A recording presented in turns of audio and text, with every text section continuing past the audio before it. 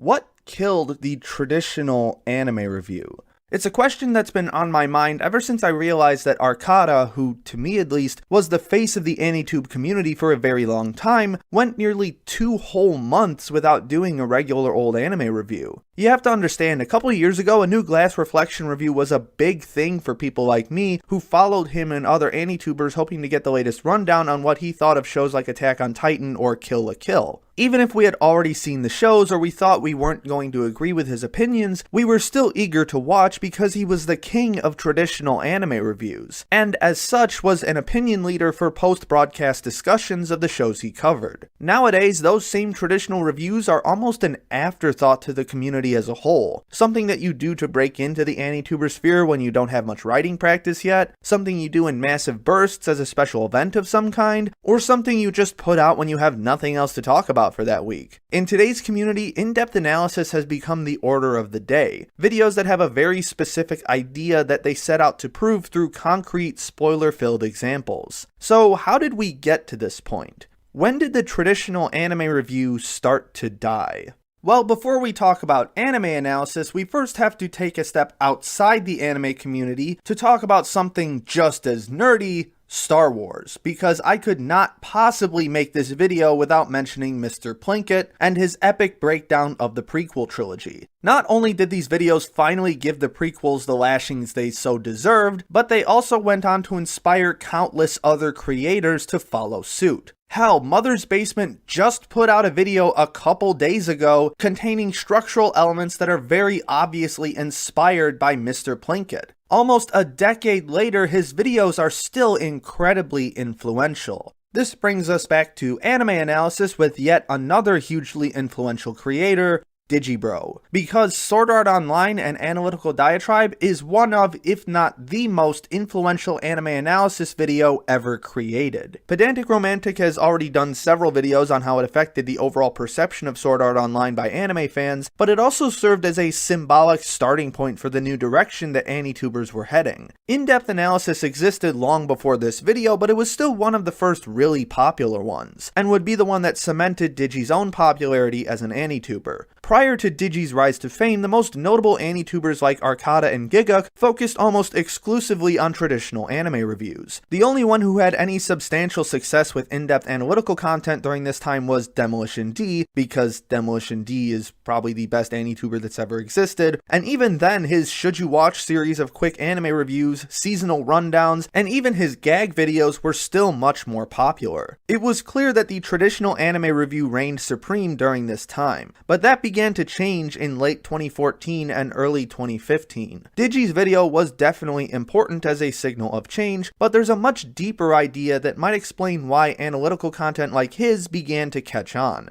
To me, the shift from traditional reviews to in-depth analytical content is symbolic of the anime community's growth as a whole. Obviously, there are still younger fans joining the community every day, and there were already older fans long before YouTube was even around, but it's more so that this generation of anime fans, the one that started the AniTuber boom in the first place, is growing and maturing. As mentioned in Giguk's video, Life Cycle of an Anime Fan, there's usually a point where we first start out as hardcore anime watchers that we just end up consuming everything in sight because we haven't developed a well-defined sense of taste yet. As such, traditional anime reviews were the best and most accessible source for adding new shows to our watch lists, allowing us to expand our palettes and experience new genres and ideas. Traditional reviews also had the added benefit of usually being spoiler-free, meaning that anyone who hasn't watched the show yet can watch the review without being spoiled. Moreover, traditional reviews by nature are meant to appeal to a much broader audience using a simple, repetitive structure that's easy to understand. I'm not saying that reviews are a dumbed-down type of content, but they are significantly less intense than an analytical piece. These elements make the traditional review inherently more attractive to newer anime fans than in-depth analysis. However, after seeing a video with the same general structure, plot synopsis, story, characters, animation, sound, final score, so many times, the concept of the traditional review eventually becomes tiresome and uninteresting. Ironically, its own popularity is what eventually drove it into the ground because there was very little variance in what was being produced. At some point, people will just want something different, and this works on the opposite end of the conversation as well. If I had to make videos with the same general script structure structure and talking points for years on end, I'd probably go insane from the sheer monotony of it all. And I'm sure many other AniTubers feel the same way. I think there's also an important industry component to this as well. There is a ton more anime coming out each season right now than there was back in, say, 2012, a relatively popular year for anime reviews. According to Mal's seasonal charts, the fall 2012 season had 41 new shows, while the fall 2017 season had 60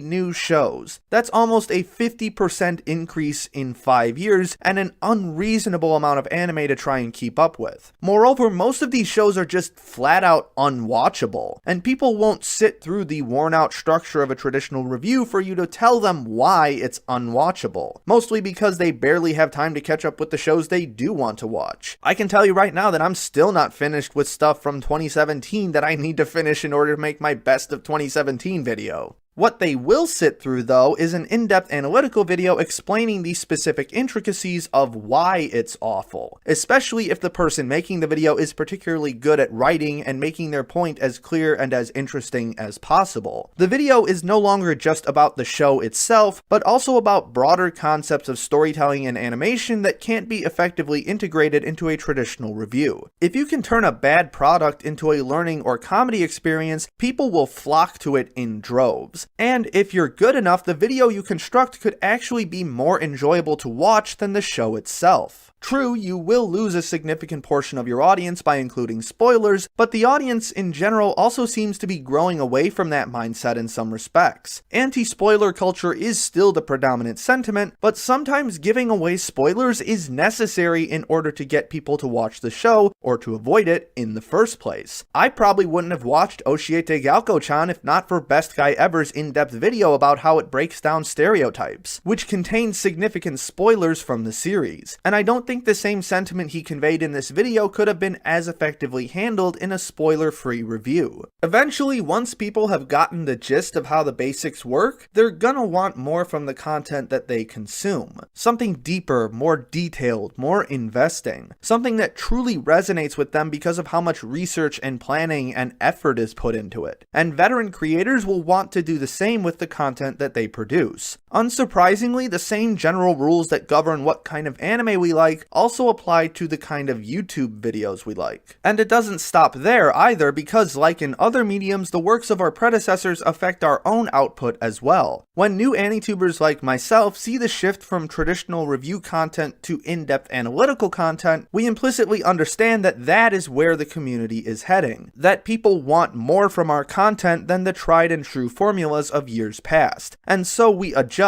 accordingly. We now have entire channels that have never made a single traditional anime review, but have put out tons of analytical content with highly specific messages about thematic construction and cinematic dissection. I'm not trying to imply that the traditional review is an inherently bad structure. It's still a great resource for people who are new to the medium. It also works well when you're doing some kind of special event like Nostalgia Critic's Disney-cember series, and is something that I will also be indulging in once February starts just because I want to. Traditional reviews are a good thing for certain people, but it's clear that this kind of video is on its way out, and that a new, more compelling kind of content has taken its place. Special thanks to Jan Rogalski, Rourke Tenjoin, JJJ User, and all my other patrons for their generous support. If you'd like your name listed here as well, along with access to other content such as a Discord server and patron-exclusive videos, check out the link in the description below. Thanks for watching, everyone. I've been aching to put out some metatextual content for a while now, since it's something I find really fascinating and isn't talked about nearly enough, and I'm definitely interested in hearing what other kind of meta-analysis you'd like to see in the future. And if you enjoyed this video and want to see more, be sure to like, subscribe, and ring that little notification bell so you can stay up to date on all my latest content. Share this video around with people you think might enjoy it. Leave a comment below about what you thought and other topics you'd like me to cover in the future. Visit my vlogging channel for random thoughts that don't make it into my main channel content. Check out my written articles over at Digital Fox Media, and don't forget to follow me on Facebook and Twitter. My name is Ember, and I'll see you next time.